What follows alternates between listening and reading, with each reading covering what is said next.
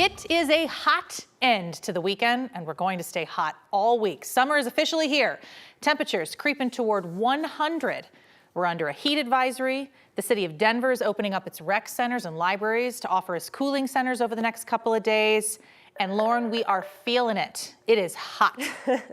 That's right. It's been a hot weekend, but we're really going to see these extreme temperatures just stick around through the next few days. So we do have several heat advisories that will be in place, and that does include Denver. Now, we take a look at our highs so far today. We've seen 97 degrees so far at DIA. Up in Greeley, we've seen 100 degrees. Same goes for down in Lamar. The western slope mostly in the middle 90s, even the high country in the 70s and 80s. So boy, was it a scorcher out there today, and guess what? That's going to be on repeat. So because of that, we do have heat advisories that are already in place for tomorrow and Tuesday. This is going to be around the Denver metro area and into the western suburbs there. We're also going to look for a heat advisory now in place for Colorado Springs, down south through Pueblo. All of these areas are going to see highs in the upper 90s.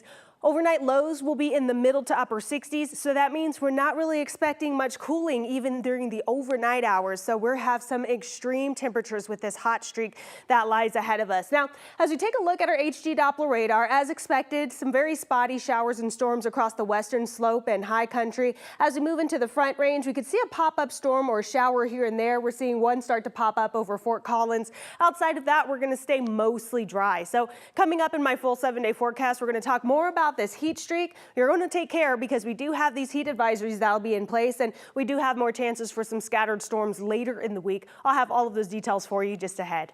Lauren, thank you. Made for a very hot day downtown where Denver's LGBTQ community and allies celebrated a milestone 50th year of pride in our city.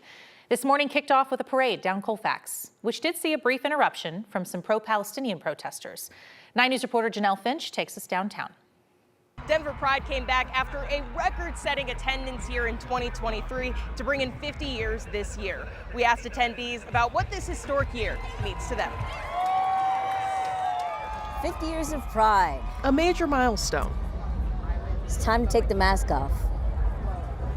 That's what it means to me. From a collection of 50 people in Denver's Cheeseman Park in 1974 to a celebration with a very full downtown Denver, celebrating even bigger in 2024.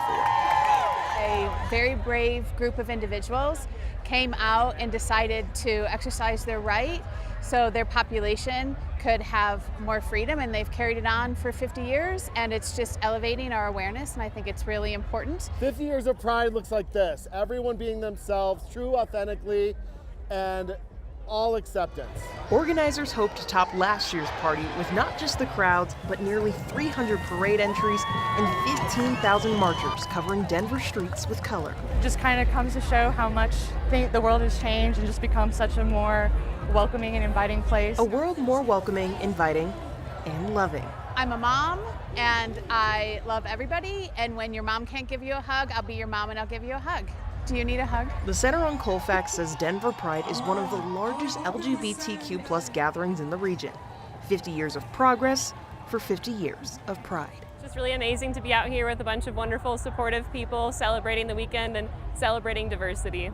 A large group of pro-Palestinian protesters did step in, delaying the parade. That group gathered near Colfax and Washington, organizers tell us, and then they entered into the festival. They briefly took over the main stage, but afterwards, Pride Fest continued as scheduled.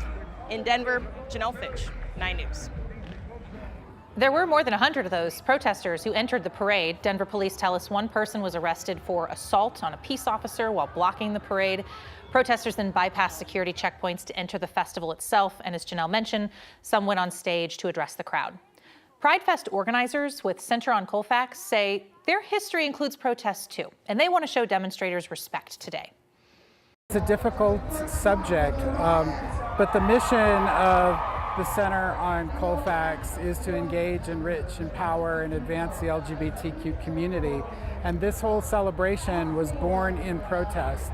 So while it's a difficult situation to try and manage, we respect the free speech rights of those who protested.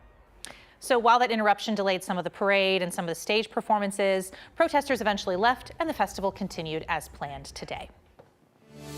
Police in Alamosa in southern Colorado are looking for a man they believe killed a person and hurt 2 others in a shooting this morning. Police say they're looking for Henry Corral. They say he shot 3 people at a hotel before trying to steal a car. 1 of those people died, 2 others are critically hurt.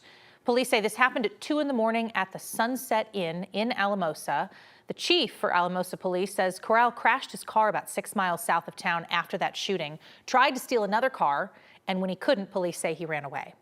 Alamosa leaders say there are 40 officers and aircraft out searching for Corral. Officers are going door to door in that area, searching every building. If you know anything, they say please call 911. Deputies in Douglas County are looking for a stolen truck this weekend. It belonged to the family of a firefighter who died on the job. Stephen Smith was with West Douglas Fire, and he died in the line of duty in April of 2022. He had a heart attack after responding to a house fire. He was only 47 years old. His family made sure his truck was gifted to his 16-year-old son, Colton, after he died. Deputies say that truck, a black Ford F-350, was parked near the AMC Theater in Highlands Ranch on Thursday this last week around 5 o'clock in the afternoon, and someone stole it. It has firefighter plates and several stickers on the window, including one from West Douglas Fire. If you know anything about this case, please call Crime Stoppers. And 9 News reporter Rachel Krause actually spoke to Smith's family today. We plan to hear from them tonight on 9 News at 9 and 10 following Olympic trials. We have learned tonight the fire at Rocky Mountain Arsenal yesterday was caused by a cigarette. It started yesterday near East 64th in Peoria. Fire was pretty small, 12 to 15 acres, and firefighters knocked it down quickly. But firefighters are warning, even if the grass looks green, fires can really spread quickly right now. Starting tonight, RTD will be doing some overnight work for the rest of the month on the E and the R lines. This work will happen between 11 at night and 6 in the morning, so those overnight hours, and buses will be there to take people from stop to stop.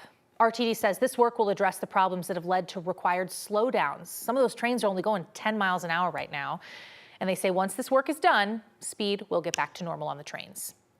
The problem is there are so many repairs needed, it's going to be all summer until at least September before trains are all operating at full speed over the entire southeast corridor. RTD finished repairs in only one direction between Bellevue and Orchard, and the track still needs repair on the other side between Orchard and County Line. This is very analogous to roadway work when you have a pothole and what needs to happen in order to get that street back into a state of good repair. Right now, the schedule strategy is to work our way south. So we're going to get the inbound track between Bellevue and Orchard and just keep working our way south. RTD says there will be no impact on light rail service this Thursday before or after the Morgan Wallen concert at Empower Field. All the maintenance work in that area will start after the last trains leave following the concert. We have a lot more news coming up this hour where we'll look at some of the things to look ahead this week. That's after the break.